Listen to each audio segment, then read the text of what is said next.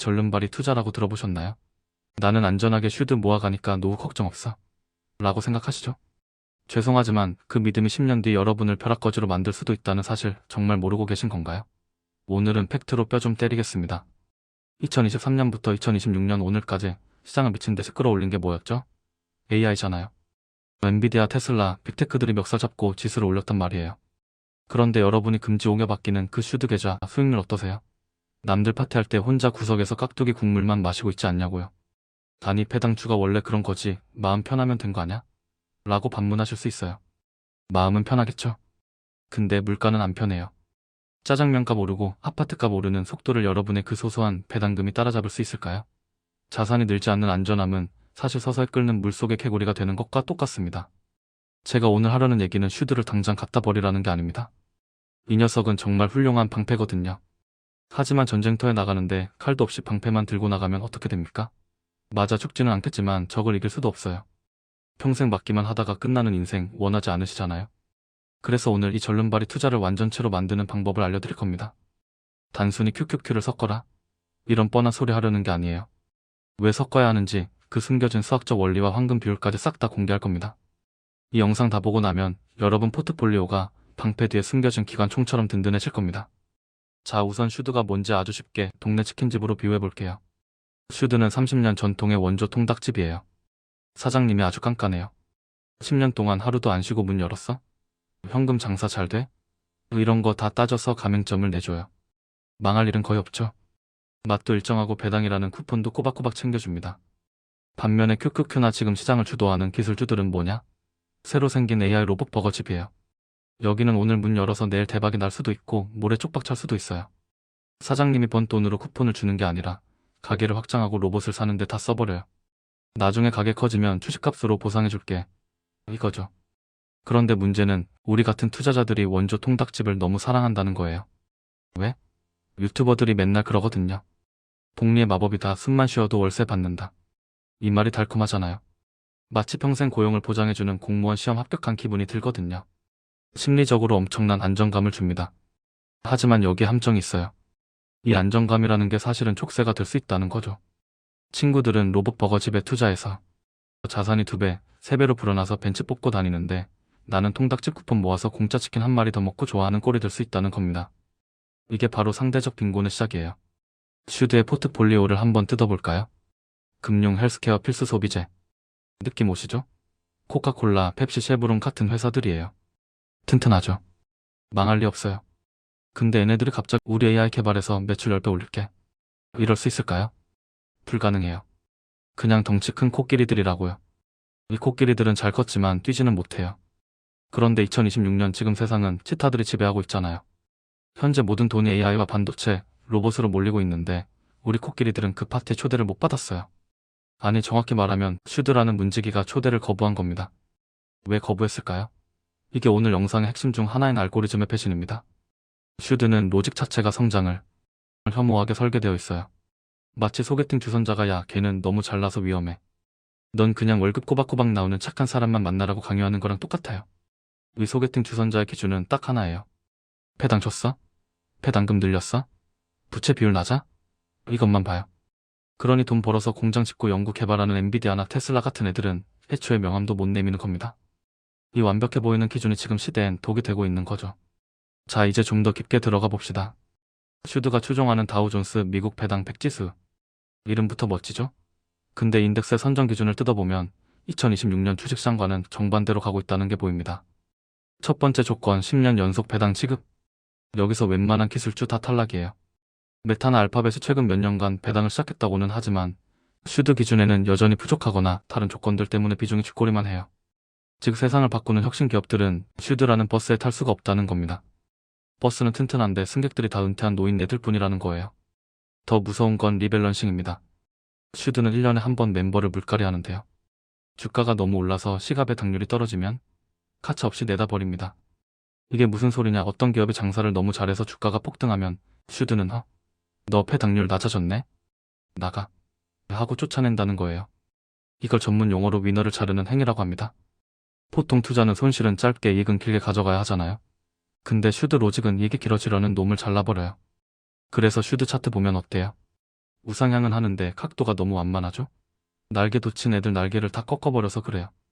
이게 2010년대에는 통했어요. 그때는 저성장 시대였고 금리도 낮았고 가치주들이 재평가받던 시기였으니까요. 근데 지금은 AI 혁명기입니다. 산업의 패러다임이 바뀌고 있어요. 과거의 데이터를 기반으로 한 알고리즘이 미래를 먹고 사는 현재 시장을 전혀 반영하지 못하고 있는 겁니다. 그럼 왜 유튜버들은 아직도 슈드를 찬양할까요? 솔직히 말할까요? 그게 조회수가 잘 나오거든요.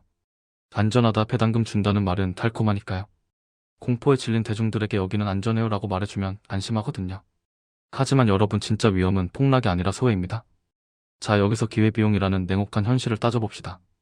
만약 여러분이 지난 3년 동안 큐큐큐 대신 슈드에 1억을 넣었다면 단순 계산으로도 자산 차이가 꽤 많이 벌어졌을 겁니다.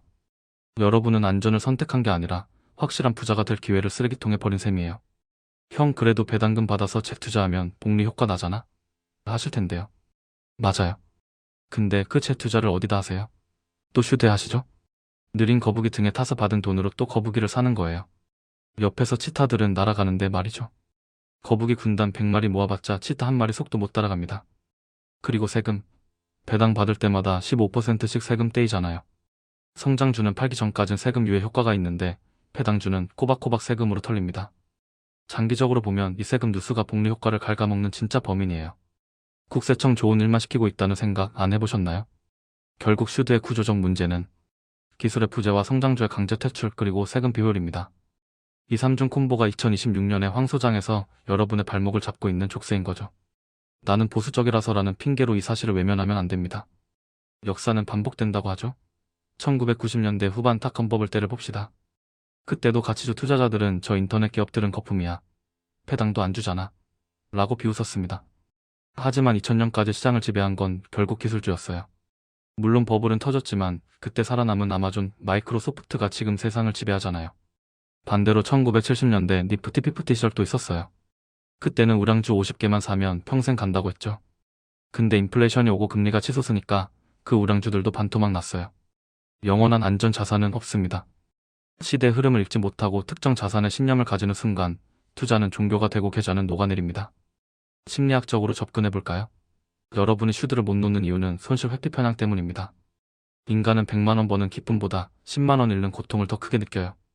큐큐큐 샀다가 떨어질까봐 무서운 거죠. 그 공포가 여러분의 눈을 가리고 있는 겁니다. 그리고 군중심리도 한몫하죠. 2022년 하락장 때 다들 역시 배당주가 최고야 라며 슈드로 몰려갔잖아요. 그때 생긴 집단적 믿음이 아직도 깨지지 않은 거예요. 하지만 주식시장의 격언 아시죠? 모두가 한 곳을 바라볼 때 재앙은 그 뒤통수를 친다. 지금 너무 많은 개미들이 슈드라는 방공호에 숨어 있어요. 이런 현상을 확증 편향이라고도 하죠. 유튜브 알고리즘이 무서운 게 여러분이 슈드 영상을 한번 보면 계속 그것만 보여줘요. 슈드 장기투자 성공기 배당으로 은퇴하기. 이런 것만 보니까 세상이 온통 배당주 찬양으로 보이는 겁니다. 알고리즘 감옥에 갇힌 줄도 모르고요. 게다가 한국 투자자들 특유의 부동산 불패 신화 심리가 주식에도 적용돼요. 부동산처럼 따박따박 월세 나오는 게 최고라는 생각. 근데 주식은 부동산이 아니에요. 기업은 생물입니다. 성장하지 않으면 죽어요. 건물은 낡아도 땅값이 오르지만 성장 멈춘 기업 주가는 0으로 수렴할 수도 있다고요. 30년 전 일본의 사례를 보세요. 일본의 가치주들, 배당주들 잃어버린 30년 동안 어떻게 됐습니까? 지수가 박살나는데 배당 좀 받는다고 위로가 됐을까요? 구조적 침체기에 들어가면 방어주고 뭐고 다 쓸려나갑니다. 미국은 다르다고요? 물론 다르지만 영원한 최국은 없습니다. 상대적 박탈감은 단순한 감정이 아닙니다. 금융치료가 필요한 질병이에요. 남들 자산이 입에 댈 때 내 자산이 그대로면 화폐 가치 하락분을 고려할 때 나는 50% 가난해진 겁니다. 이걸 깨닫지 못하면 여러분은 나는 잃지 않았어라고 위로하면서 서서히 하류층으로 밀려나는 거예요. 특히 2030 세대라면 더 심각합니다. 은퇴가 코앞인 60대라면 슈드가 맞아요. 지키는 게 중요하니까. 근데 창창한 3040이 벌써부터 은퇴자 마인드로 투자한다. 이건 축구 경기 전반전 시작하자마자 침대 축구하는 거랑 똑같아요. 골을 넣어야 이기는데 0대0 무승부만 바라고 있는 거죠. 결국 심리 싸움입니다. 공포를 이기고 성장에 패팅하는 자가 불을 거머쥐고 공포에 숨어 안주하는 자는 현상 유지에 그칩니다. 자본주의는 냉혹해요. 위험을 감수한 자에게만 보상을 줍니다. 여러분은 지금 그 위험을 감수할 용기가 있으신가요? 아니면 평생 방패 뒤에 숨어 계실 건가요? 자, 이제 시뮬레이션을 돌려봅시다. 앞으로 10년, 2036년까지의 시나리오입니다. 시나리오 A는 슈드 100% 몰빵. AI 혁명은 계속되고 기술주들은 천장을 뚫습니다. 하지만 구경제 기업들은 성장이 정체되죠. 배당금은 찔끔 오르지만 물가 상승률을 겨우 따라잡습니다. 10년 뒤 계좌는 플러스지만 짜장면 한 그릇 사 먹기도 벅찬 상황이 옵니다. 시나리오 B는 QQQ 100% 몰빵. 수익률은 태박입니다. 자산이 몇 배로 늘어날 수 있죠. 하지만 중간에 2022년 같은 마이너스 30% 폭락장이 두세 번 옵니다. 그때마다 멘탈이 터져서 바닥에서 팔고 도망칠 확률이 90%입니다. 야수의 심장을 가지지 못했다면 결국 손해만 보고 시장을 떠날 수도 있어요. 그래서 필요한 게 시나리오 C는 황금 비율 믹스입니다. 가장 이상적인 비율은 QQQ 50 슈드 50 또는 좀 더 공격적이라면 QQQ 70 슈드 30입니다. 이 조합이 왜 미친 효율을 보여주느냐? 둘의 상관관계가 낮기 때문이에요. 시장이 좋을 땐 QQQ가 미친 듯이 수익을 당겨줍니다. 반대로 금리가 오르거나 기술주가 조정받을 땐 슈드가 든든하게 하락을 막아주죠. 서로 엎치락뒤치락하면서 계좌의 변동성은 줄이고 수익률은 우상향하는 아름다운 그래프가 만들어지는 겁니다. 특히 리밸런싱 효과가 죽여줍니다. QQQ가 많이 올라서 비중이 커지면 일부 팔아서 쌀 때 슈드를 더 사는 거죠. 반대로 폭락장이 와서 QQQ가 싸지면 슈드 배당금으로 QQQ를 줍줍하는 겁니다. 이게 바로 기계적인 저가 매수 고가 매도가 자동으로 되는 시스템이에요. 구체적으로 예를 들어볼까요? 당장 2026년 상반기에 AI 버블 논란으로 기술주가 20% 빠졌다고 칩시다. 100% QQQ 투자자는 오만 걱정을 하고 있겠지만 믹스 투자자는 오 세일 안 해? 하면서 슈드에서 나온 배당금으로 엔비디아를 담습니다. 심리적 여유가 완전히 다르죠. 반대로 금리 인하로 가치주가 소외받을 땐 QQQ가 날아가면서 계좌 전체 수익을 견인합니다. 슈드가 좀 못나도 QQQ가 형 걱정 마. 내가 캐리할게. 하면서 끌고 가는 그림. 이게 바로 형제. 아니 완벽한 포트폴리오의 조화라는 겁니다. 만약 여러분이 은퇴까지 10년 이상 남았다면 저는 과감하게 QQQ 비중을 60%에서 70%까지 높이라고 말씀드리고 싶어요. 지금은 4차 산업혁명이라는 거대한 파도 위에 있습니다. 이 파도를 타지 않고 구명조끼만 입고 둥둥 떠있는 건 너무 아깝지 않나요? 물론 나는 심장이 약해서 마이너스 10%만 파도 잠을 못 자요 하시는 분들은 슈드 비중을 높이세요. 대신 100%는 절대 안 됩니다.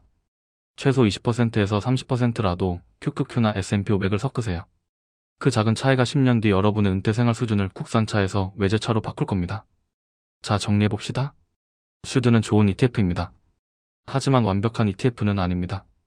특히 지금처럼 기술이 시장을 지배하는 시대에는 명백한 절름발이입니다.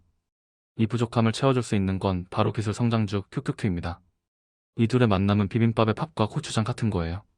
지금 당장 여러분의 포트폴리오를 열어보세요. 혹시 슈드나 배당주 비중이 90%가 넘어가나요? 그렇다면 심각하게 고민해보세요.